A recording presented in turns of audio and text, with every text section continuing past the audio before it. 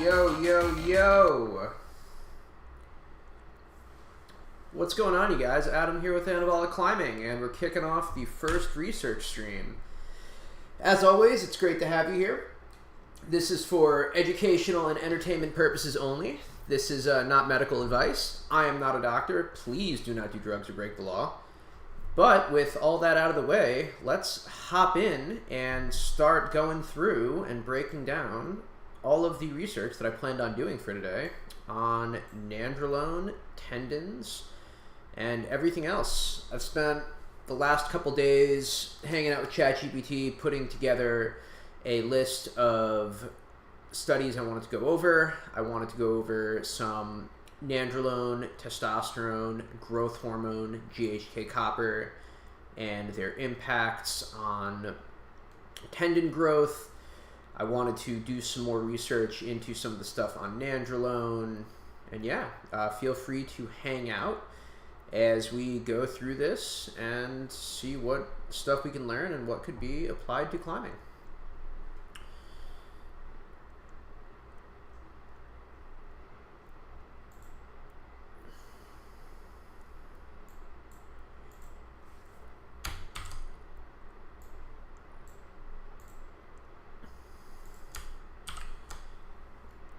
Let's just take a look at all the, yeah.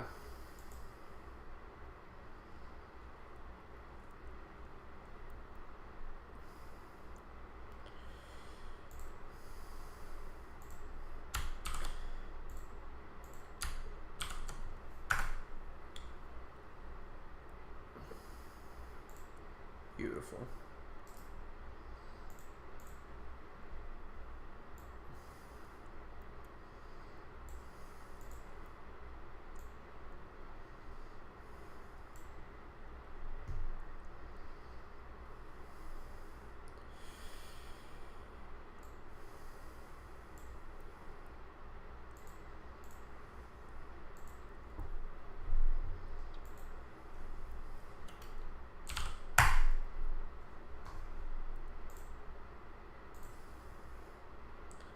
Just so you guys know, I'm going to be publishing all of these notes later, so if you don't hop in now, that's A-okay. This is just sort of give you an idea into some of my process and how I research. So first off, the effects of recombinant growth hormone and nandrolone polyphenylpropionate on the healing of the isometric colon and anatomosis in rats. Purpose: recombinant human growth hormone and nandrolone. Or by the way, instead of me saying nandrolone polyphenylpropionate the entire time, I'm just going to abbreviate it as NPP. Otherwise, I'm going to be here all night, and that's going to suck. This study was designed to investigate the effects of these anabolic agents in healing the colon in rats. Cool. Several adult male rats were divided into 5 groups. Lab groups had surgical procedures consisting in transecting and a distance of 3 centimeters. Basically, they cut their colon, like right up the ass. Good times. Group 2 was the control group. Group 3 was untreated. Groups 4 and 5 were given recombinant HGH and NPP respectively. Bursting pressure and hydroproloxin levels were measured on the 3rd, 7th days, evaluating the healing of the soft tissue. Recombinant HGH increased collagen deposition and bursting pressure significantly on days 3 and 7 compared to the sham and untreated control groups. When compared to the untreated control groups, the NPP did increase significant collagen synthesis deposition on days 3 and 7. And both of them were bursting above 0.005. Sweet. Conclusion: HGH was more favorable in therapeutic effects than NPP. Can we find the full study?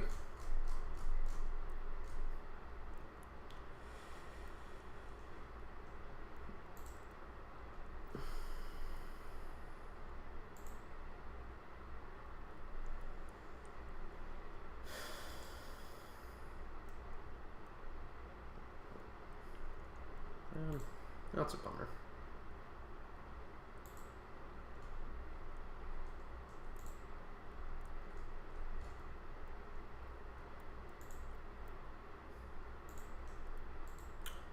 Unfortunate. So guys, if you're wondering the difference between nandrolone decanoate and nandrolone polyphenylpropionate, NPP is a shorter ester. So NPP has a 3-day half-life, whereas Deca is going to be about 16 days, or 14 to 16 days if I remember correctly. Okay, control trial of Deca for immunodeficiency, so basically AIDS people.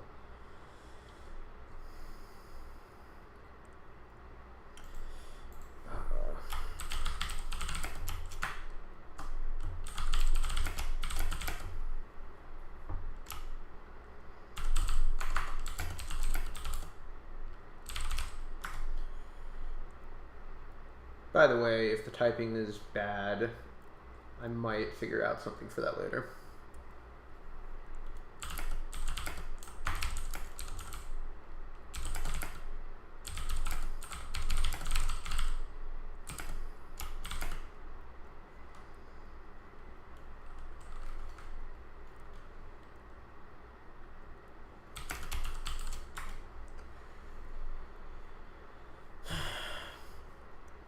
Compare the effectiveness of biweekly regimens of 150 milligrams of Deca with HIV-infected men with mild to moderate weight loss, in contrast to the effect against Food and Drug Administration regimes such as HGH. 12-week study, 150 Deca biweekly was administered, and 6 milligrams of HGH daily. Participants were 5 to 15% body loss. So just so you guys know, this is a study of some sick folk, which is fine, but we are not a sick population, but we are potentially underweight. Stable immunotherapy, 12 weeks. The lean body mass and muscle performance, physical function, endurance, and hormone levels, insulin sensitivity, sexual function, quality of life, and appetite were assessed after the 12 weeks. So, just one thing to keep in mind here. Nandrolone needs some sort of driver of estrogen to work well. So if you're on a nandrolone-only cycle, you probably need some sort of way to generate some estrogen for the nandrolone to work pretty well. You might be able to get some of that from the GH. But let's see what happens. So nandrolone administered with greater increases in lean body mass. That's not really a surprise. However, it wasn't a significant change from the GH, probably because they weren't getting enough estrogen. Nandrolone was associated with greater gains in fat-free mass, i.e. more muscle, and cell mass, intercellular water weight, which is to be expected with Deca. These changes in the nandrolone group were not significantly different from the GH group, which had greater loss of whole body fat mass and higher frequency of drug-related adverse exposure than the nandrolone or placebo. Oh, interesting. And greater increase in extracellular water than nandrolone. Okay, so they had more bloating off the GH than the Deca. Also kind of interesting. But that's a pretty high dose of GH. Nandrolone treatment was associated with greater improvement in perception of health, more so than the GH, and the sexual function than the placebo. Oh, interesting. The insulin sensitivity did not significantly change. This is good to know. We conclude that nandrolone is superior to the placebo and not significantly different from a FDA regimen of HGH for improving lean body mass in HIV-infected men with moderate to mild weight loss. Cool. So the short answer is nandrolone is better for weight gain and bulk than GH. This is good to know.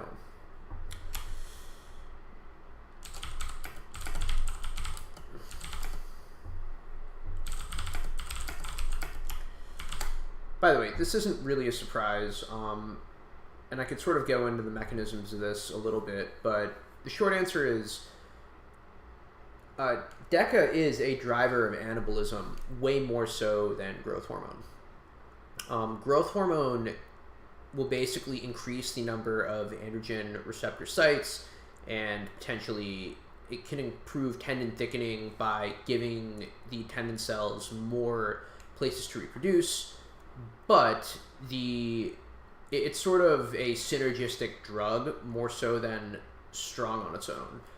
So GH plus test, super effective.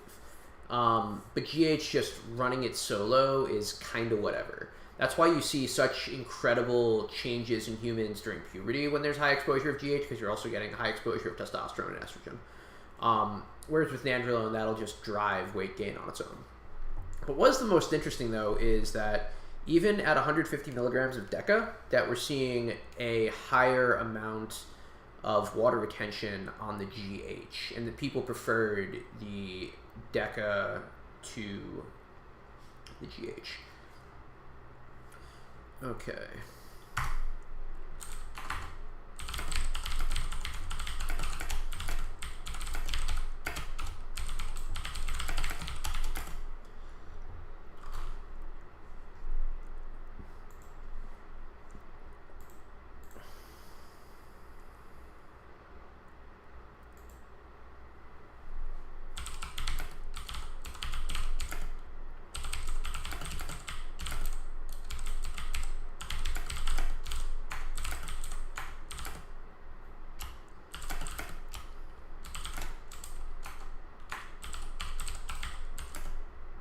So anecdotally, I'm not even super surprised about this.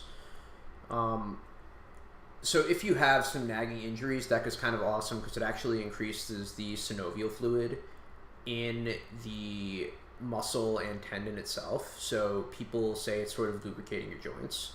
Whereas GH just will waterlog you a little bit. So you might get it in your ankles, you might get headaches, you might have stiffness in fingers, or potentially some carpal tunnel. So it's not a surprise that folks prefer the feeling of DECA. The only thing I'll say about DECA is you have to worry about the potential of gyno, and there are some potential negative side effects sexually and mentally, but it appears this group of people didn't have any of those, or at least it's not that prevalent at 150 milligrams a week, which is super cool to know.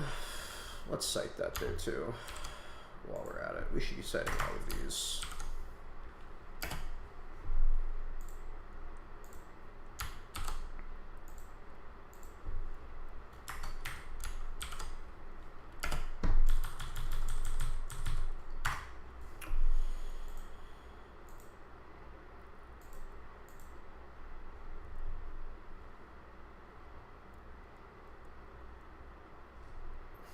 Effects of nandrolone and cannabinoid on skeletal muscle and neuromuscular junction of sedentary and exercised rats. Alright, now we're getting somewhere. This time we're using DECA again as one of the most widely used anabolics. That's debatable. Derived from testosterone, improve health gains with exercise. Anabolics improve physical performance with anti-aging properties, but its abuse is associated with adverse effects. Superphysiological doses, that means just normal then, or higher than naturally attainable doses of anabolics without physical exercise, can cause morphology and functions and neuromuscular interactions. The study aims to investigate the effects of DECA in superphysiological doses on mice.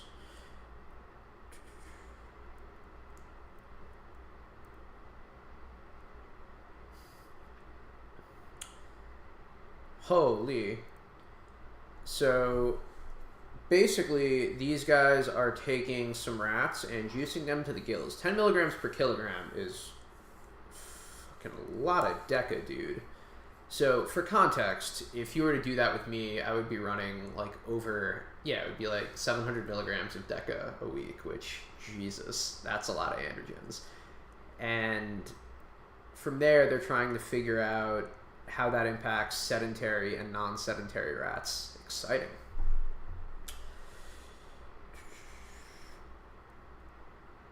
But to the point, we are actually interested in doing this because we want to see if it caused muscle degradation as evidence of splitting fibers, clusters, and small fibers of irregular myofibrils, an increased collagen deposition of type 1 muscle fibers, slow twitch, central nuclei, as well as decreased fibers in the... On the other hand, the Nandrolone group, there was an increase in these parameters, although no major morphological changes were found in the skeletal muscle. Thus, alterations from the DECA in the sedentary rats were partially reversed by physical exercise. Conclusion: pinning DECA in sedentary rats promoted an increase in muscle oxidative pattern and adverse morphology and the alteration of skeletal muscle, resulting in damage from post-injury regeneration. And the DECA rats didn't really lose any of their gains from being sedentary. Not surprising. Anabolic, androgenic steroids.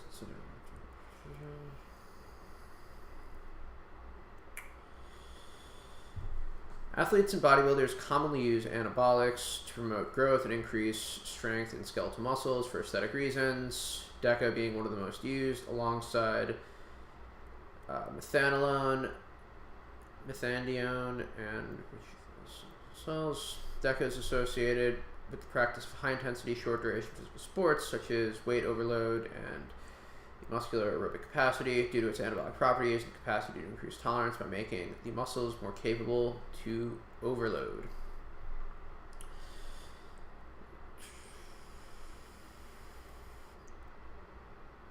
Physical exercise can impact the nervous system, directly impacting the peripheral nervous system and the neuromuscular junctions. NMJs are extremely sensitive to exercise-induced adaptive response, including the decreased activity and structural changes of the nerve terminal branching. Physical exercise can also cause the increase in motor adaptive area and the number of nicotinic and acetylcholic, or NHR. So all of this right here is really just going over the neurological adaptations. So this is, you might not necessarily be gaining muscle, but you become more efficient at doing the movements. So while DECA is associated with resistance exercises in showing improved physical performance and muscle mass, it can lead to abuse, no kidding, given the high plasticity. Great. 40 rats. 130 days old.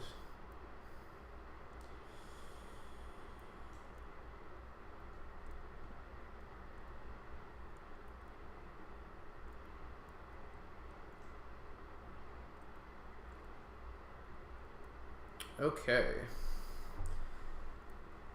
So we basically have the exercise and the non-exercise groups. So we have sedentary and exercise. And they were given a boatload of DECA. Holy crap. Twice a week. These guys were on like the equivalent of like 1.5 grams cycle. And one of them were exercising and the other one wasn't. Jesus. Then they basically had them running abusive dosages, no kidding, 10 to 100 times higher than the human therapeutic dose. Jesus. It's commonly used indiscriminately.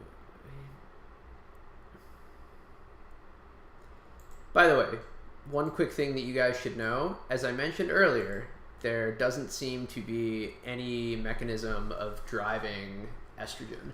So this is a nandrolone only cycle, which I have heard of people using, but I don't know if I would advise this. I feel like you still need a mechanism for estrogen. Cool.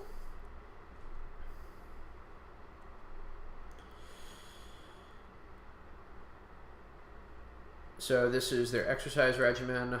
2 series of 5 jumps, 3 series of 5 jumps, 4, 5, 6, 7, etc., all the way up to 10. And then they're actually overloading them with their body weight, which is interesting. 2 days after the last jumping session, they were weighed and then euthanized. 5 animals from each of the experiments were okay. they were given ketamine and they were choked out. The dream. After that, we cut them open. The muscles were reduced to the middle third region.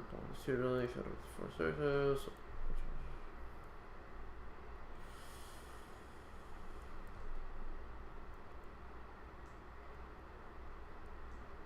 Ooh, that doesn't seem good.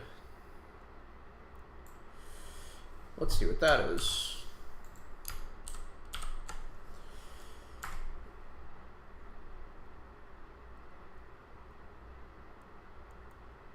Oh, never mind.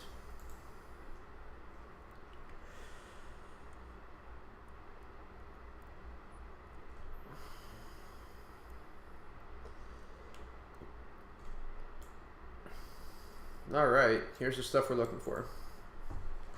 Another slide was done.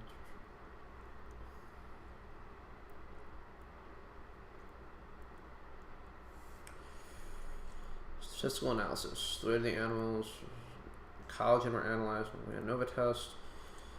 Comparison with Tukey, the number of fibers. The results.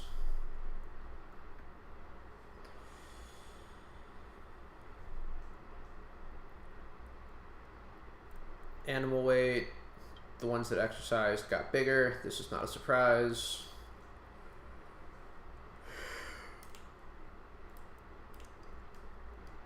Oh wait, but not really. There wasn't really much of a difference between the ones that exercised and didn't. I wonder if they were given food in correlation with that. They didn't seem to grow as much as the non-DECA folks. Interesting. I wonder if that has anything to do with the lack of driving of estrogen. That's super neat.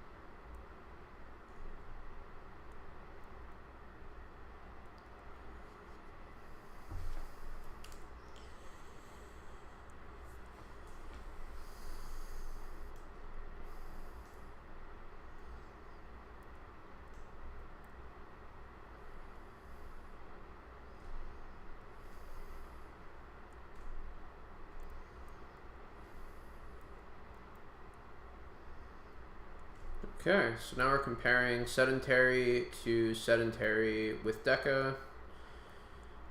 I'll be honest, I'm not entirely sure what I'm looking at.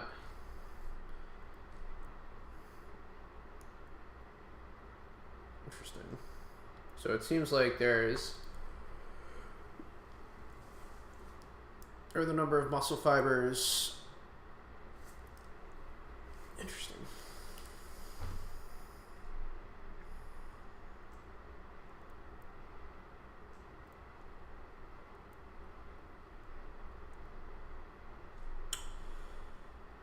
So the sedentary DECA group, it was observed that some fibers lost their typical shape, and the regions containing the fibers of small diameter and peripheral nuclei.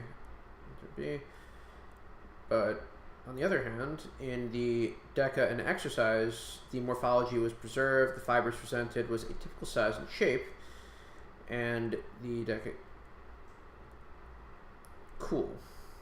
So if we take DECA and we work out, we do not lose the typical shape of our muscle. Let's talk about the collagen. This is kind of what this is all about. Used staining. The collagen fibers were stained red, and the muscle fibers were stained yellow. So we're trying to look at the red here.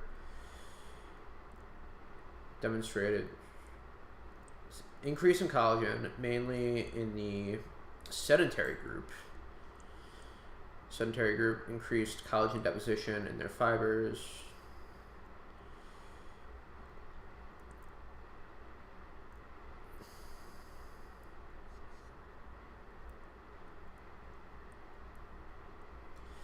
other words, or in other groups, a small amount of deposition of collagen fibers were detected under polarizing light, suggesting the presence of type 1 collagen and mature collagen.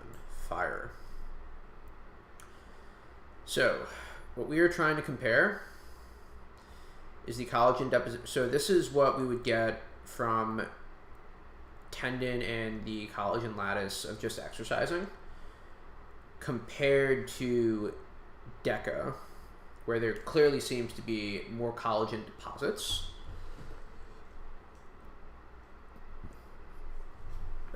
So just so you guys know what we're looking at, you're sedentary, you're not doing anything. Here you're sedentary, pinning DECA.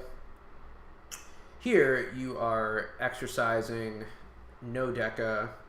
Here you are exercising and pinning an absurd amount of DECA. And you can see an increase in both collagen deposition, thickening of the tendons, and just an increase in what would appear to be connective tissue.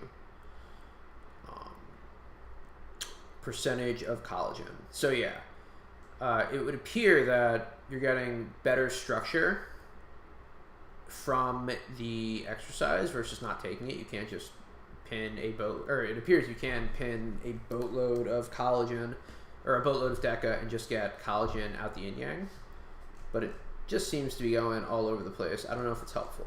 So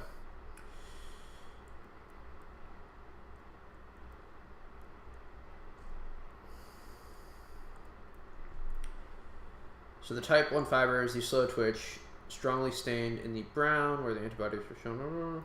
Did not react to the chromosome. Cool. So the sedentary had an increase in percentages of collagen area compared to all of the other groups. So yeah, you could just pin DECA and post up and do nothing. Sick. So here we are looking at the slow twitch fibers. Okay.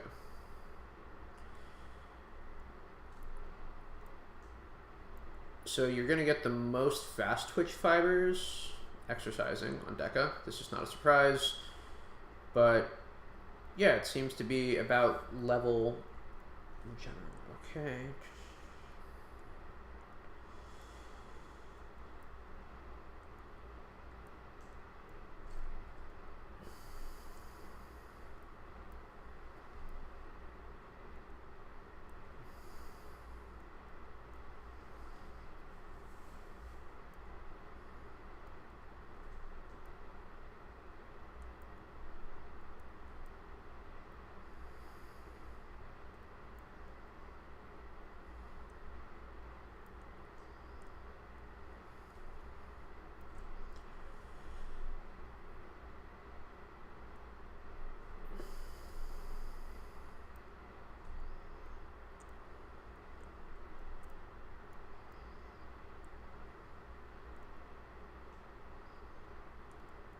So yeah, basically if you're doing exercise and pinning DECA, your morphology, or rather the way that the tendons tend to express themselves and the muscles, looks more normal and it looks less deformed, which is good news because that's in theory what we're doing here, right? We're taking DECA and yeah, from there just making sure that we are exercising to get maximum gains.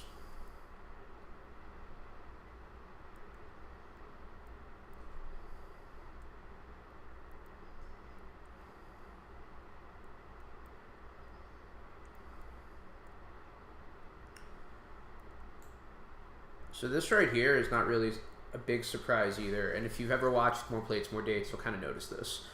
So basically, the mononuclei,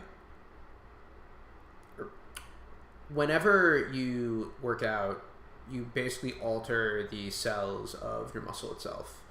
So the bigger you get, particularly if you leverage anabolics, it sort of creates a higher ceiling, and that's kind of where muscle memory comes from.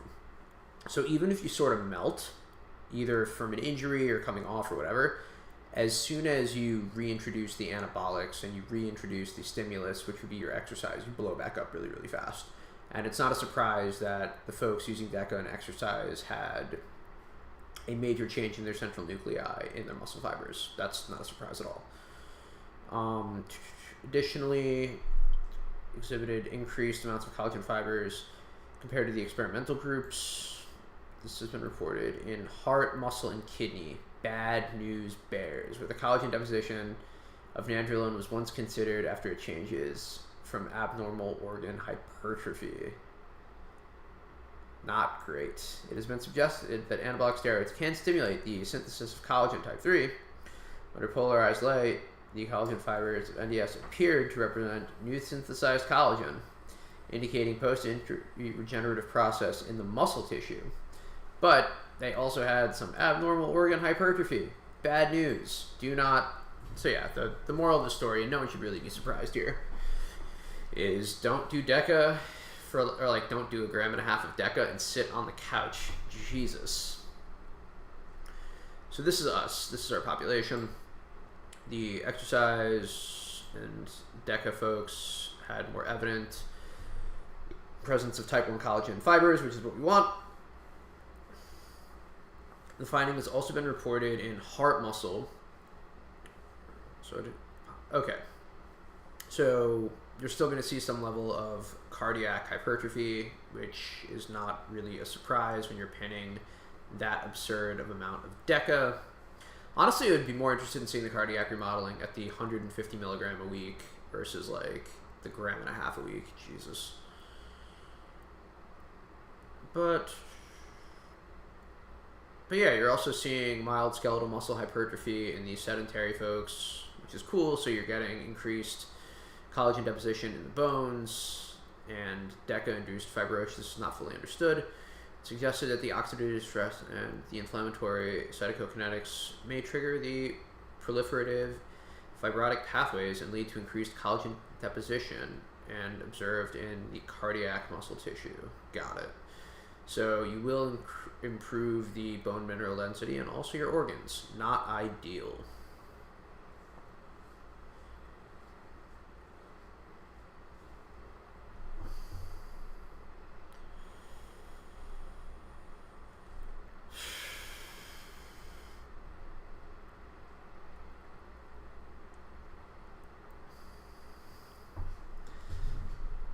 This is actually kind of interesting, and I'll sort of get to that in a second.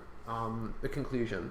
The findings indicate that nandrolone without physical exercise did not promote gains in muscle and body mass or muscle weight, but induced adverse morphological changes and splitting of fibers, irregular fibro... Okay. Also, the superphysical amount promoted sedentary reps. Okay, so yeah, just pinning DECA is bad if you're not doing anything. This is fine to know. Here is sort of the flip side to this. The collagen deposition is interesting. When I was looking at the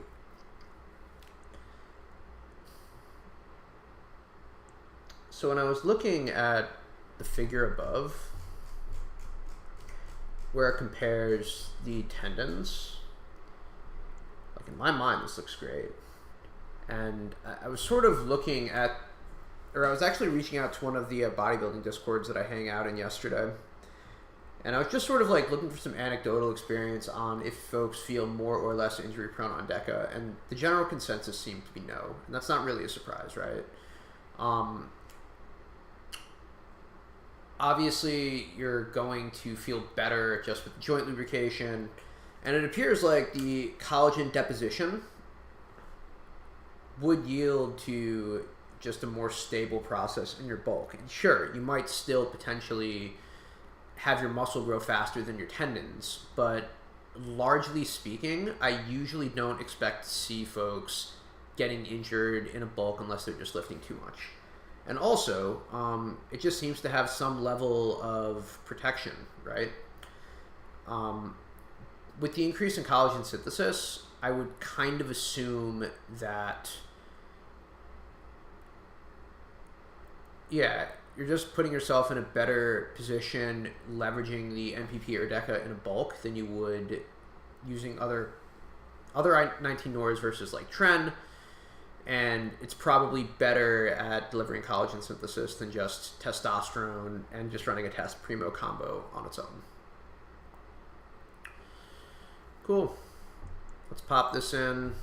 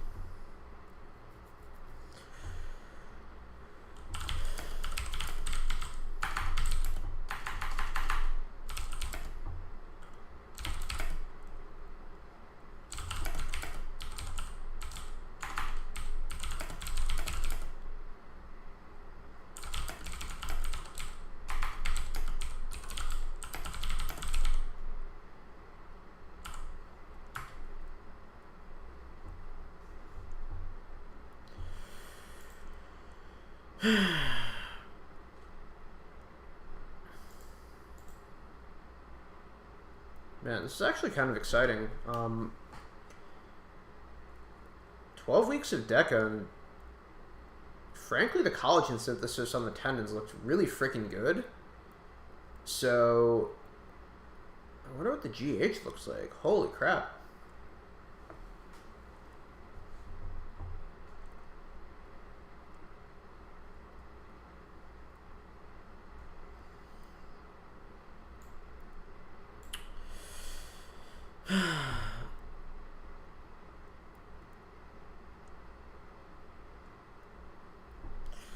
So when we're talking about IGF-1 and GH, it's a really potent combination, which is really why a lot of bodybuilders tend to like running insulin with their growth hormone.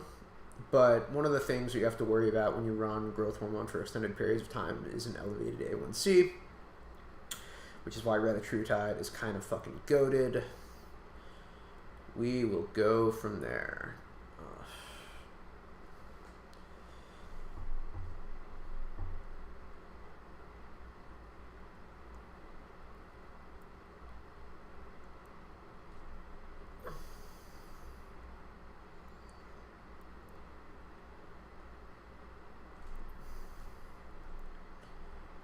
This is actually really interesting. Holy crap.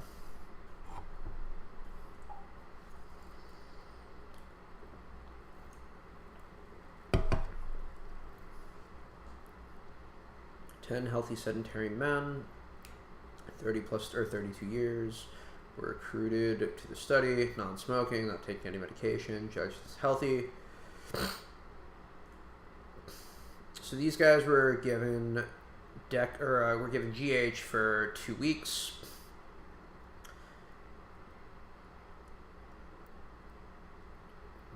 Whoa.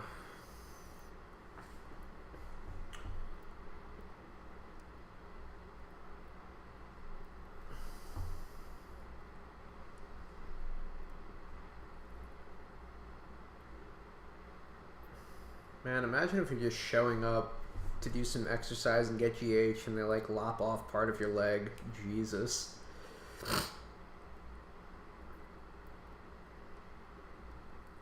Yeah, they're literally just taking part of the patella. Good times.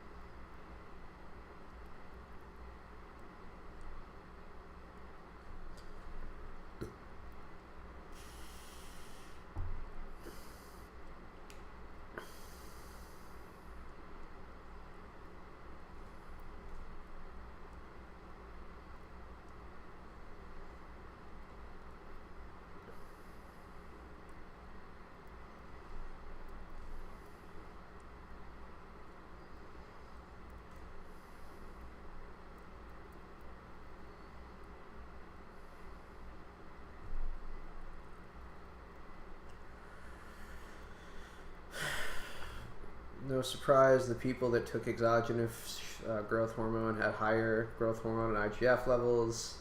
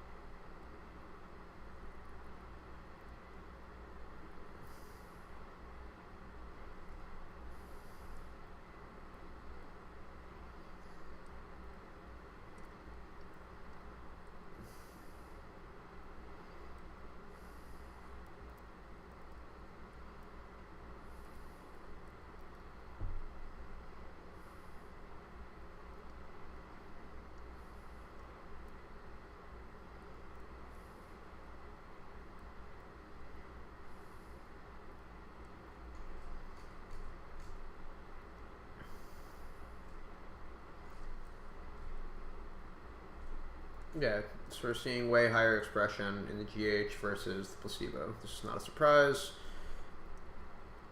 Holy.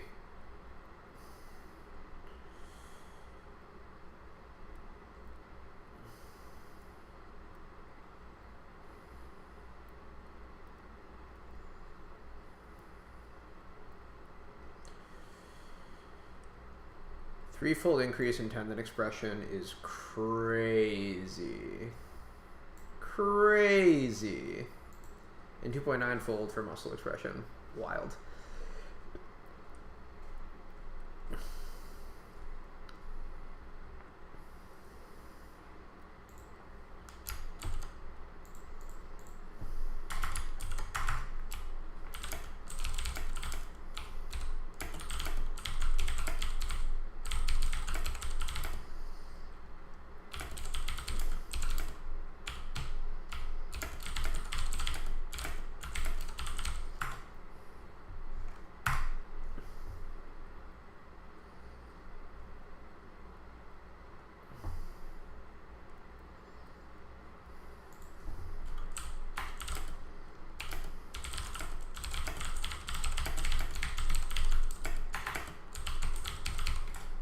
Good to know.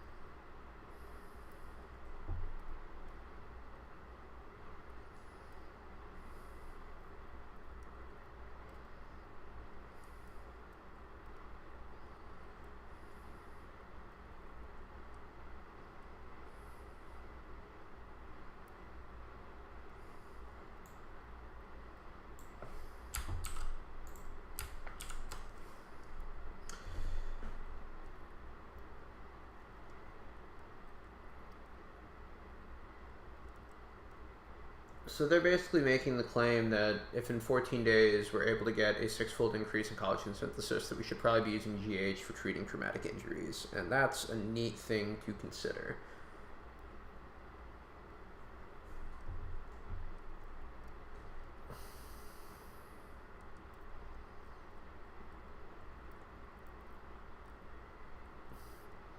If you're worried about the increased IGF-1, just cut your carbs or use Retta. This was super cool, ChatGPT. You're flippin' sweet. Didn't we just read this? Yes. Let's double check though. Yeah, we did.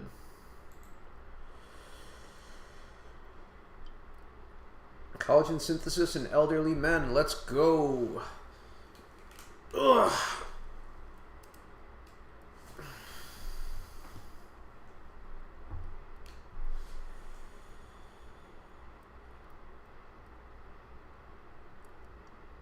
So these guys are pinning the patellar tendon directly.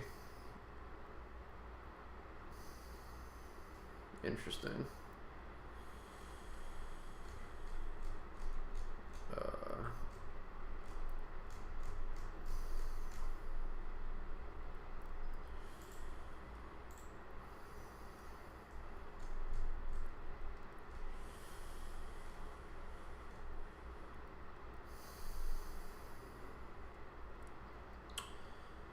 12 healthy 60-year-olds. Okay.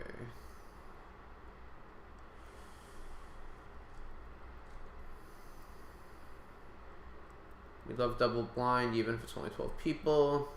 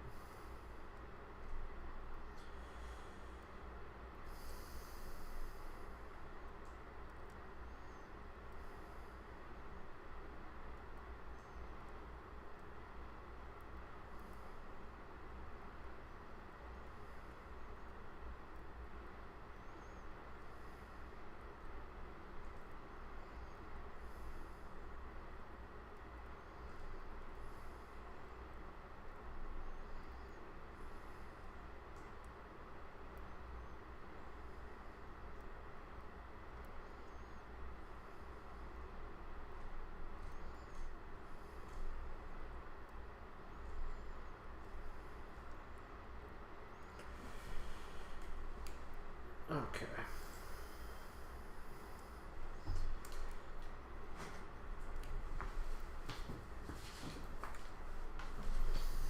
I'm starting to slow down, friends.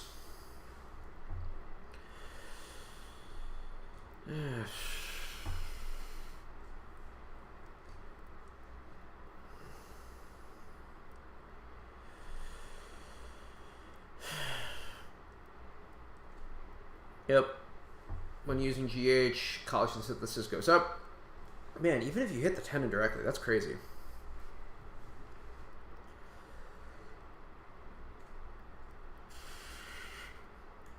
I am not going to advise pinning the tendon, but like, holy.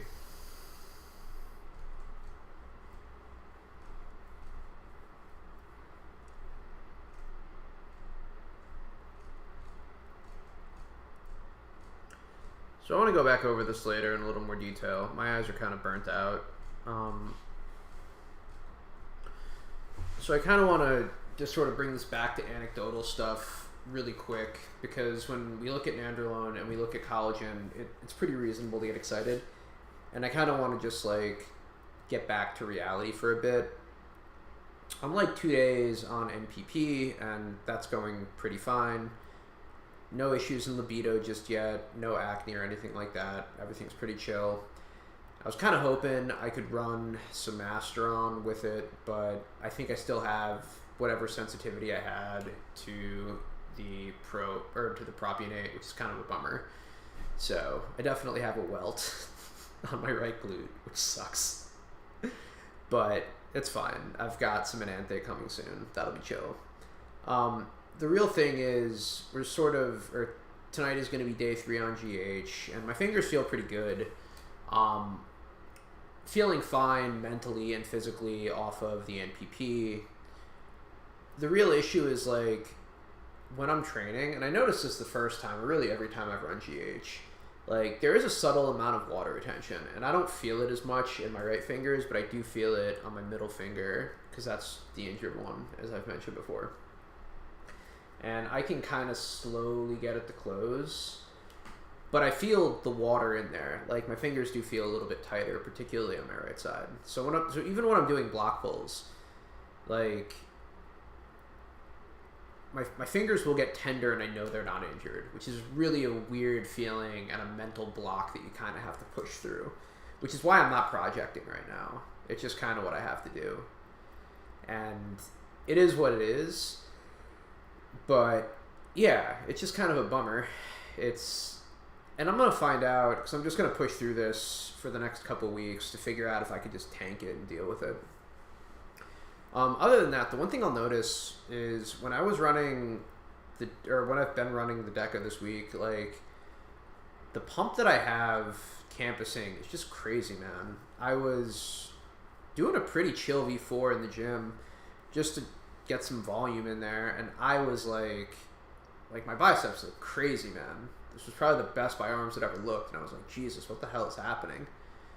So I don't know, it's too soon to tell. All I will say is like what I'm noticing on the fingers is it hurts, but my fingers also feel great today.